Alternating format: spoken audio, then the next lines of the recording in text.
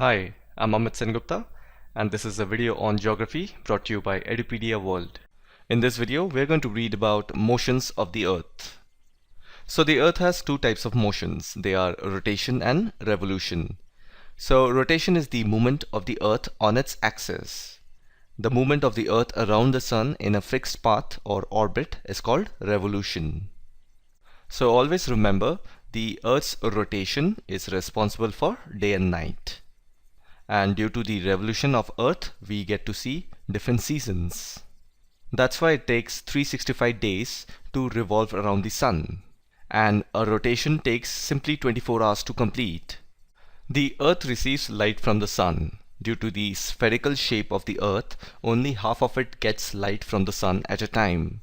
The portion facing the Sun experiences day, while the other half away from the Sun experiences night. The circle that divides the day from night on the globe is called the circle of illumination. So what would happen if the Earth did not rotate? Then the portion of the Earth which is facing the Sun would always experience day, and it will bring continuous warmth to the region. That region is going to get super hot. The other half would remain in darkness and will be freezing cold all the time. Life would not have been possible in such extreme conditions. So this was all you had to know about the rotation of Earth. Now we're going to read about what are the changes that we see due to revolution of Earth, meaning moving around the Sun. So as we know that it takes 365 days to revolve around the Sun. So what happens is Earth goes around the Sun in an elliptical orbit. Now if you notice that throughout its orbit the Earth is inclined in the same direction. And we know that one year is divided into 4 seasons, that is summer, winter, spring and autumn. And these seasons change due to the change in the position of Earth around the Sun. So you will notice that on 21st June the northern hemisphere is tilted towards the Sun. The rays of the Sun fall directly on the Tropic of Cancer. As a result, these areas receive more heat. The areas near the poles receive less heat as the rays of the Sun are slanting. The North Pole is inclined towards the Sun, and the places beyond the Arctic Circle experience continuous daylight for about 6 months. Now, since a large portion of the Northern Hemisphere is getting light from the Sun, it is summer in the regions north of the equator. And the longest day and the shortest night at these places occur on 21st June. And at this time, in the Southern Hemisphere, all these conditions are reversed. It is winter season there. The nights are longer than the days. So this position of the Earth is called the summer solstice. On 22nd December, the Tropic of Capricorn receives direct rays of the Sun as the South Pole tilts towards it. And the Sun's rays fall vertically at the Tropic of Capricorn. A large portion of the Southern Hemisphere gets light. Therefore, it is summer in the Southern Hemisphere, with longer days and shorter nights. The reverse happens in the Northern Hemisphere. This position of Earth is called the winter solstice. On 21st March and September 23rd, direct rays of the Sun falls on the equator. At this position, neither of the poles is tilted towards the Sun.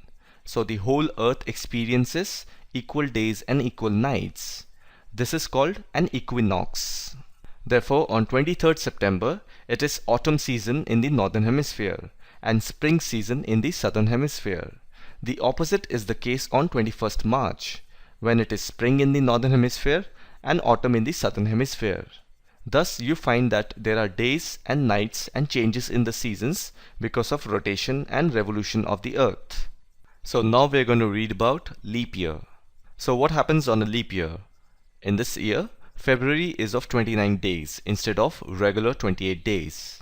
And leap year comes after every 4 years. So leap years are needed to keep our modern day Gregorian calendar in alignment with the Earth's revolutions around the Sun. So it takes the Earth approximately 365 days, 5 hours, 48 minutes and 45 seconds to circle around the Sun. Now this is called a tropical year and is measured from the March equinox. However, the Gregorian calendar has only 365 days in a year. So if we didn't add a leap day on February 29th every 4 years, we would lose almost 6 hours of our calendar every year After only 100 years, our calendar would be off by around 24 days. So who invented this concept? The Roman general Julius Caesar introduced the first leap years over 2000 years ago. But the Julian calendar had only one rule. Any year evenly divisible by 4 would be a leap year. This formula produced way too many leap years, but was not corrected until the introduction of Gregorian calendar more than 1500 years later. And with this, we have come to an end of this video. I hope you have understood what are the motions of the earth and how it affects the day and night as well as the changes of season. So thanks for watching. I'll see you in the next one.